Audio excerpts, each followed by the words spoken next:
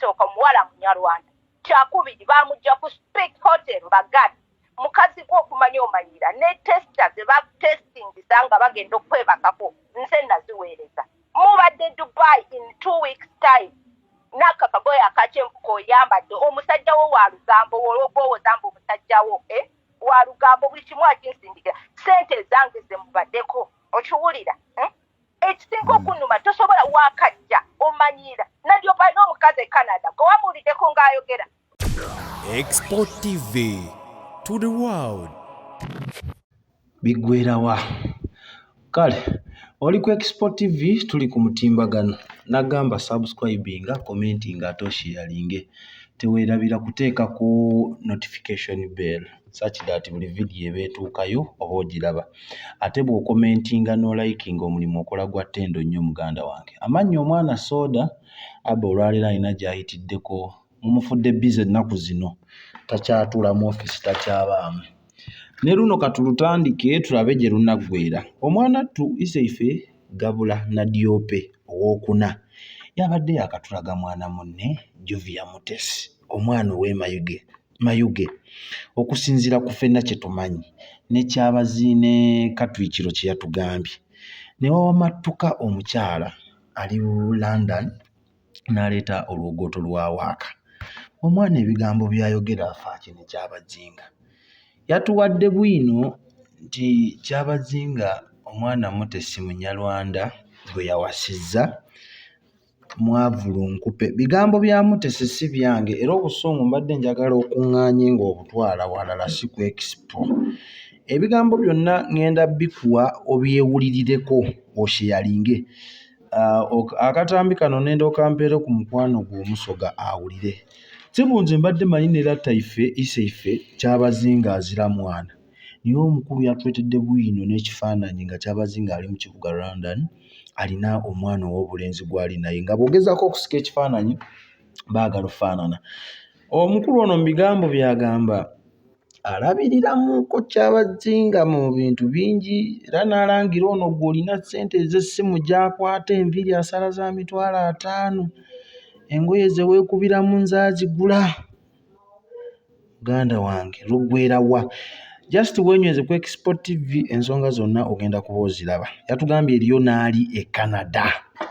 yatugambye nti waliwo n'ali e Canada naye ono omupya Jovia Mutesi ojjawo amaanyi agavuma mukyala mukulu nga n'ow'e Canada tayogerangako so omukyala yabadde mukambwe nnyo naye bw'empisa eyiseeko mu busoga nga buli wentuuka si basanyufu olw'omukyala ono okuvaayo n'agezaako okulengeza obwa Kyabazinga kuba alina engeri gy'ayogeramu omukulu ono omukulembeze wannono mu abatamanyi Kyabazinga ye king wa busoga eba kingdom ye amwogera linnya lye nti Nadiope tateekako nti oba kabaka oba Kyabazinga oba kitaffe nga bwe babatera obbayita ye akubawo open ebigambo bingi byayogedde byengenda okukuwa naawe obyewulireko kuba ebimusobola biyisa mu kamwa naye nga bw'okikola enamba yaffe eri awo wansi eya WhatsApp sindika obubaka twogere owa bizinensi naawe jangu nga weekwata abasalamu fanica ku bibajje balungi nnyo gwe bakubira obabuuze nti kino mukirina enamba yaabwe weeri awo wansi gwokuba obuuze kino mukirina n'aba Elshadai batambuza akasente mbadde omwana soda vidiyo ennungi mukama akunkuumire gyongereyo soka muwala munyarwanda kyakubiri bamujja ku Speak Hotel bagadi mukazi gwo okumanya omanyira ne testa ze batestingisa nga bagenda okwebakako nze naziweereza mubadde Dubai in 2 weeks time nakakagoya akakyenfuko oyambadde omusajja wo wa lugambo olwogwowoza mbu omusajja wo wa lugambo buli kimu akinsindikira sente zange ze mubaddeko okiwulira ekisinga okunuma tosobola wakajja omanyira nadyo palina omukazi e Canada gwe wamuwuliddeko ng'ayogera ogwo bawulira banvuma kubanga bakimanyi who is me in Nadiope's life nabiki bye mbakoledde nze maama w'abaana ba Nadiope nze bulamu bwe nze mukyala we owaddala kuba obozze n'olugezigezi lwo ng'otandika okuvuma abantu kabaka n'okuwasa abakazi baayagala okiwulira but alina okubawasa omukazi gw'osanzeewo muwe respect totandika kumuvuma okiwulira totandika kumuvuma omusajja ennyini gw'ogamba gw'okira ennyini nga mbu simanyi gwe Nnaabagereka whatsoever the thing. Wuliriza omusajja agamba bamuforcinze. Omusajja agamba bamuforcinze bamuteddeko pressure. Ye takulinako kankubuulire. Kankwatulire okitegeere takulinako. Omusajja si byaliko.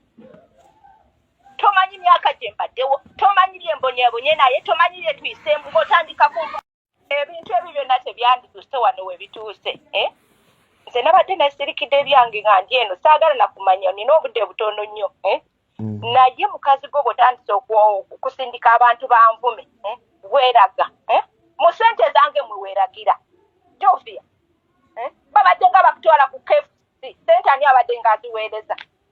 Ye mwezimanyi bannisi bagadanga abafuna za accident nga mbadde mbajanjaba. Lwaki temuvaayo ne mwogera ebintu byonna bye mbadde mpeereza Nadyobe. Asa gw'obadde obifuna. Gwe Asa gw'obadde ofuna ebintu bino. Amasimu, masaawa, buli kimu ndekeki. Apart from sente. Kakati singa nkeera enkya nengatta nti kati zino sente zigenze kufaamu. Zino sente zibadde zigenda ku bulamu bwe. Zino sente zibadde nga za kulya. Zino sente zibadde nga zikola service ku bulamu bwe. Zino zibadde nga zigenda mu nnimiro. Ozirina zino za mafuta. Imagine n'Obwakabaka tebulina sente kambabuulire bantu mmwe. Naye nze nsirise. Ebyo byonna tebyandivuddeyo. Nsirise. Gwe oba bagenda kuwasa oba tebagenda kuwasa kimanye bajja kuteeka wali eringa kifaananyi mu lubiri omwami owange akomewo wano era ada ne tutuule tutereke. Okiwulidde? Lekeraawo okummanyiira. Ebyo byokola mbu onvuma simanyi onnumisa. Nze ndi mugumu nnyo. N'ekirala nze maama w'abaana ba Nadyobe. Ekirinjawukanya n'omwami owange kuli bakufa twasayininga. Okiwulidde? Mu bulungi ne mu bubi. Kati bino it's just a matter of time gw'obozze. Okusoka tolina ssente. Omusajja tusobola mumenteinga. Asala enviiri za $5,000. Masaaji wa $6,000. Facial treatment za $5,000 every week. Kati balamuze since 2015 up to today. Sente mmeka. Wejovyo zino zinzirise. Njagala bwenkanya. Olina okimanya you have to recognize me. I'm the first wife of Nadyobe era nze mukyala wendi nnyo ate sirina wendaga ate nkyaliwo. Mwe abantiisatiisa mbu munkubira a British nationality tewali kigenda kuntuukako ne poliisi nagitegeezeza dda. Sorry star wange knows what is going on. Tubalinze ku lunaku lwa mbaga. I didn't know I married a smart wire man. Oli muntu kweza masaga na kugera bintu bingi. Kati million so kwata mu ngalo. When Nadyobe, can you even one day, even one day, osobola okwaffordinga expenses zembadde ziteekako oba oyo mukyala wa asobola ozaffordinga. On that stage sinze kunyiiza abadde nga that very week ng'akola emikolo gye kyokka nge nalina maybe I'm going to start ngenda kufa. I need this money. Mami, where are you? Okomyewo leeti wawe kalwaki okomyewo leeti awaka biki oliruddawa omugaa ndi mulwadde bwe nkola mutwaliro ate mbalina okgenda ku kiriniki yange so mmaliriza leeti kola weekend ngenda mu kyalo biki that day bayanjula baba bakoze gye mikolo gyabwe gyakwanjula in the evening nankubira njagala kuddukako wano Jinja buli kaseera abeera byefuula mbu ali Facebook asindikira buli location mwabeera all the time. So what? Foolish. You were king bad. All smart wire. I didn't know I married a smart wire man. Oli mukweza masaga na kugera bintu bingi. Kati ono muganda wo Asa ali mukunkubira. Katulekerawo mangu. Export TV to the world.